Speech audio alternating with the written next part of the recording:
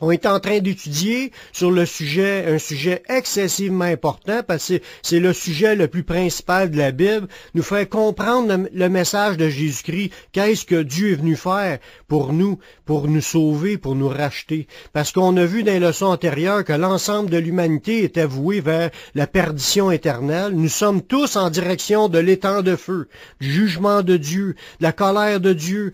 Puis Dieu a permis qu'on ait une bouée de sauvetage pour pouvoir sortir de notre situation de péché dans laquelle nous sommes profondément ancrés. Puis le passage que je vais vous lire aujourd'hui, le premier passage dans Jean chapitre 3, le verset 16, « Car Dieu a tant aimé le monde qu'il a donné son Fils unique, afin que quiconque croit en lui ne périsse point, mais qu'il ait la vie éternelle. » D'après vous, selon ce passage-là, quel est le sentiment de Dieu pour nous? Quel est le sentiment de Dieu pour moi? Quel est le sentiment de Dieu pour vous? Quel est le sentiment de Dieu pour l'ensemble de l'humanité?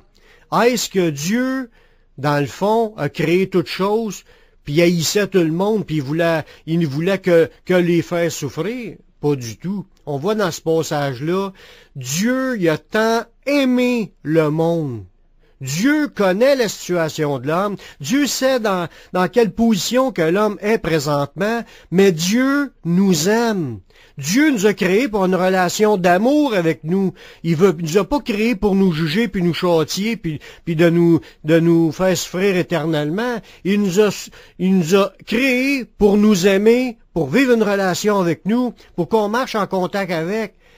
Mais là, il voit quand même, il est conscient de l'état de perdition de l'ensemble de l'être humain, que l'ensemble de l'être humain est dans le péché, que l'ensemble des êtres humains sont rebelles à sa parole, rebelles à sa volonté, puis que les gens pêchent, les gens désobéissent à sa volonté.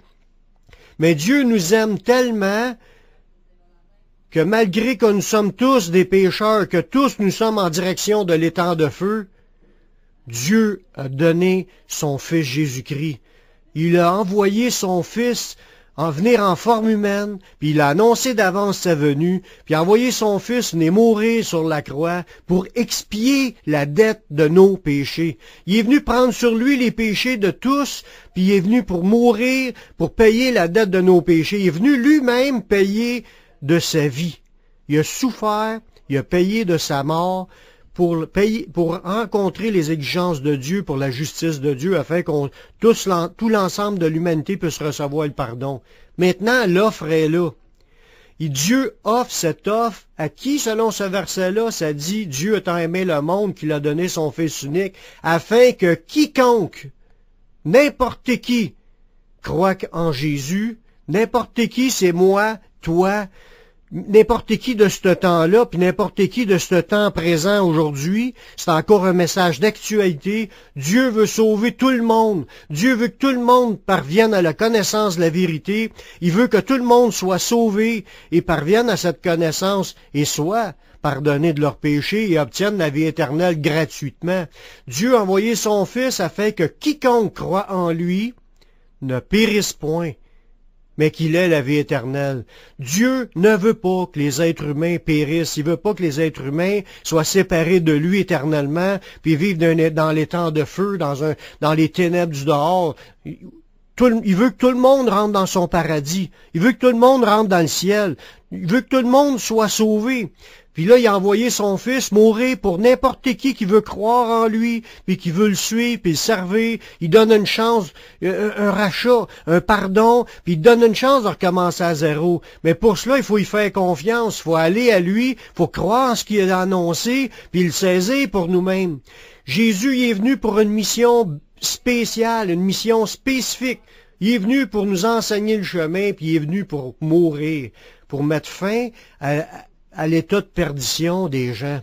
Puis il veut que tous soient au courant de ce message-là. C'est pour ça que des chrétiens aujourd'hui qui s'efforcent de prêcher à la radio, à la télévision, partout pour que la bonne nouvelle soit annoncée, que le salut est possible à travers de Jésus-Christ. Il est l'agneau de Dieu qui est venu pour enlever les péchés du monde. Il est celui qui est envoyé pour pouvoir payer la dette de nos péchés, pour moi et pour toi. Jésus l'a annoncé d'avance dans Jean 8, 12. Jésus leur parla de nouveau, puis dit, « Je suis la lumière du monde.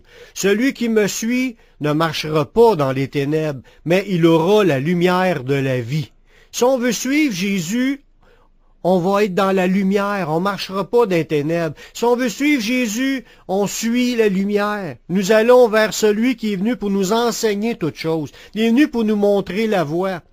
Il faut lui faire confiance. Il faut s'approcher de lui. Le plus beau de l'histoire, c'est que Jésus, il est pas juste mort, c'est qu'il est ressuscité, puis il est là présentement, puis il est à l'écoute de ce que tu penses, de ce que tu dis, de ce que tu fais, puis il veut que tu tournes vers lui, puis tu y parles, il veut se révéler à toi, il veut te montrer qu'il est encore là. Jésus l'a dit, tout pouvoir m'a été donné dans le ciel et sur la terre, puis il a dit aussi à ses disciples, je suis avec vous tous les jours jusqu'à la fin du monde. Jésus est là, présent, prêt à t'écouter, il veut répondre à tes prières. Si tu le cherches, tu vas le trouver. Si tu frappes, il va t'ouvrir. Parce qu'il rouvre à quiconque demande, puis il donne à quiconque demande. Il veut se révéler. Il veut que tout le monde soit sauvé. Mais ça te prend de la foi. Faut que tu mettes ta foi en lui, tu mettes ta confiance qui est venue il y a 2000 ans. Tu y vas parce que tu suis ce qui est écrit dans la parole de Dieu, tu fais confiance à la parole de Dieu, puis après ça, tu vas vivre des expériences extraordinaires pour découvrir que Dieu est réellement là, puis que Dieu veut réellement marcher avec toi, puis qu'il t'a accueilli, puis ta vie va commencer à changer à partir du moment que tu vas lui donner ta vie. Parce qu'il t'aime, il t'appelle, puis il veut que tu fasses partie de ces élus qui vont vivre éternellement avec lui. Mais il faut que tu lui fasses confiance. Si tu lui fais confiance, il va te donner tout ce que tu as besoin pour ta marche personnelle d'aujourd'hui. Nous sommes en train de parler du message le plus important du Nouveau Testament, de la Nouvelle Alliance. Tous les écrits de l'Ancien Testament pointaient vers cet événement-là, c'est-à-dire la venue du Messie, la venue du Christ. Toutes les prophéties de l'Ancien Testament, peut-être pas toutes les prophéties, mais la plupart des prophéties parle d'un Messie qui viendrait, qui mourrait sur la croix, qui naîtrait à Bethléem, qui naîtrait d'une vierge, puis qui viendrait prendre le fardeau de nos péchés sur ses épaules. C'est tous des versets qu'on a vus antérieurement. Puis que ce Messie-là, il viendrait mourir sur la croix, pardonner nos péchés, puis à cause de son œuvre, il puisse racheter l'ensemble de l'humanité. Il peut se donner l'occasion à l'ensemble de l'humanité de se tourner vers lui, de pouvoir être pardonné de leurs péchés, de pouvoir recevoir le Saint-Esprit et de pouvoir marcher en communion avec Dieu. Mais il faut que les gens qui s'approchent de lui puissent avoir la foi, puis qu'on puisse comprendre ce qui s'est passé, puis y mettre notre confiance. Dans Romains 5.8, ça nous parle vraiment, comme on a vu le verset juste avant la pause, un autre verset que Dieu prouve son amour envers nous. En ce que, lorsque nous étions encore des pécheurs, Christ est mort pour nous. À plus forte raison, donc, maintenant que nous sommes justifiés par son sang, serons-nous sauvés par lui de la colère. Dieu nous a prouvé déjà qu'il nous aimait. S'il ne nous aurait pas prouvé rien, mais là, on se dirait, j'ai pas de preuve que Dieu m'aime, fait que à qu'est-ce que ça me donne d'y parler, je suis même pas sûr qu'il m'aime, je suis aussi bien de continuer à faire ma vie personnellement, puis pas me soucier de qu'est-ce qu'il a dit, mais Dieu, il voulait nous sauver, puis il l'a prouvé en nous annonçant d'avance la venue du Messie, puis il est venu tel que qui a été annoncé, puis il a accompli ce qui devait être fait. Dieu nous prouve son amour, que même si on était pécheurs, Christ est mort pour nous. Dieu a voulu que les gens... Il voulait pas que ça se passe à l'improviste, il voulait pas que ça se passe discrètement puis que personne ne le sache. Il a annoncé ces choses d'avance, puis ils se sont accomplis ouvertement, puis on en parle encore 2000 ans plus tard. Jésus-Christ est venu, voilà 2000 ans, il a payé la dette de nos péchés, puis par ce sacrifice-là, que Dieu s'est offert lui-même en sacrifice, mais Dieu nous a prouvé qu'il nous aimait. Dieu a prouvé qu'il t'aimait. Dieu a prouvé qu'il m'aimait. Dieu a accompli, je pense que c'est le plus grand sacrifice qu'il ne pouvait pas faire, c'est de payer la dette de nos péchés par sa mort. Comme Jésus a dit, il n'y a pas de plus grand amour que de donner sa vie pour ses amis. C'est ce que Jésus est venu faire. Il est venu donner sa vie pour ses amis.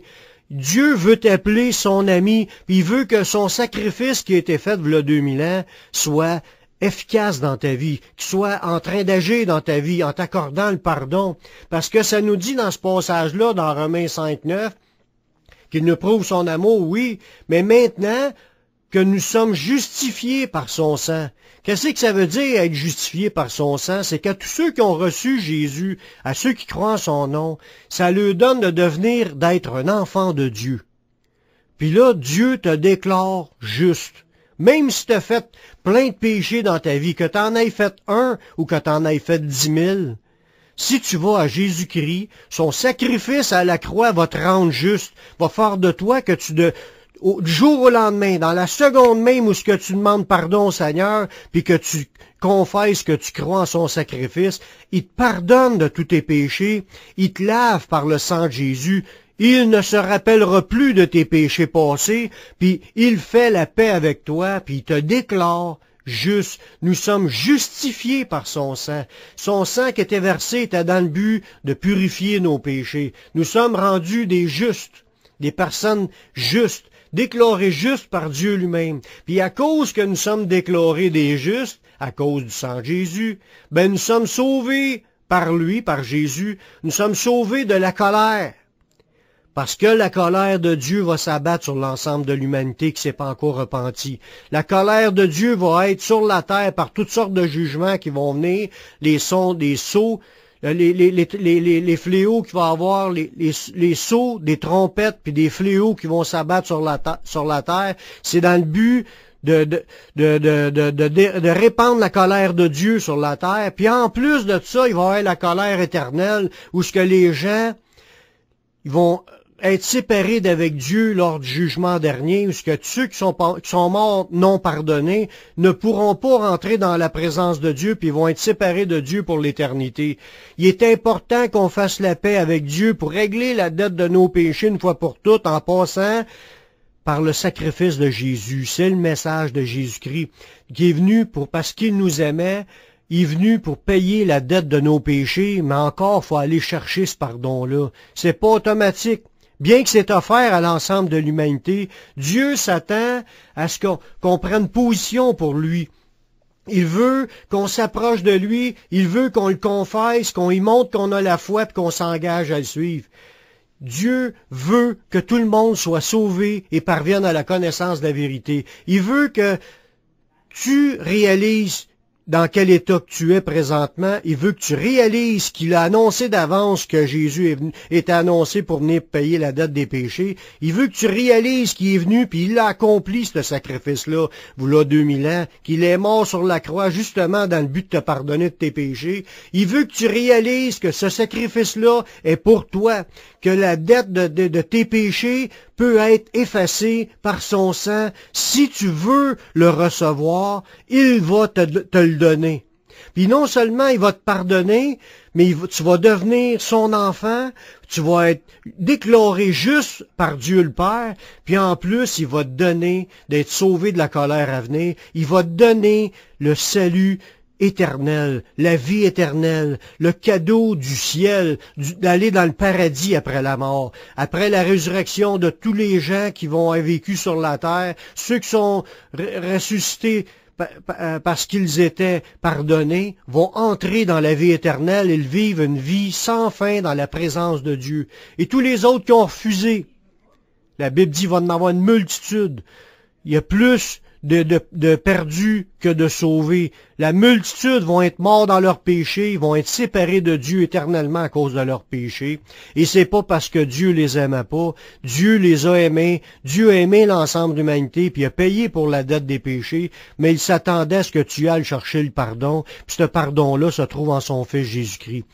Pour si tu n'as pas encore fait cette prière de recevoir Jésus, je vais faire une prière avec toi, puis je t'encourage à demander au Seigneur Jésus-Christ de venir dans ta vie puis de pardonner de tes péchés. Fais cette prière avec moi. Père, je reconnais que je suis pécheur. Je reconnais que tu es mort sur la croix voilà 2000 ans, afin que je puisse recevoir le pardon. Je t'accepte comme mon sauveur. Je t'accepte comme mon Seigneur. Prends ma vie, je te la donne. Et maintenant, donne-moi ton Saint-Esprit. Prends le contrôle de ma vie. et dirige-moi et conduis-moi dans ma marche pour te suivre et te servir tous les jours de ma vie. Si tu as fait cette prière, sache que Dieu l'a entendu et Dieu t'accepte. Dieu te pardonne, Dieu te justifie, Dieu te lave tous tes péchés, Dieu te donne le Saint-Esprit. Une nouvelle vie commence avec toi. Parce que tu t'es engagé, il va marcher avec toi sur cette terre, il va te conduire dans ses voies. Je t'encourage à aller dans une église locale, une église évangélique, une église proche de chez vous, pour aller écouter les messages de la parole de Dieu, pour grandir spirituellement et pour être fraternisé avec des frères et sœurs.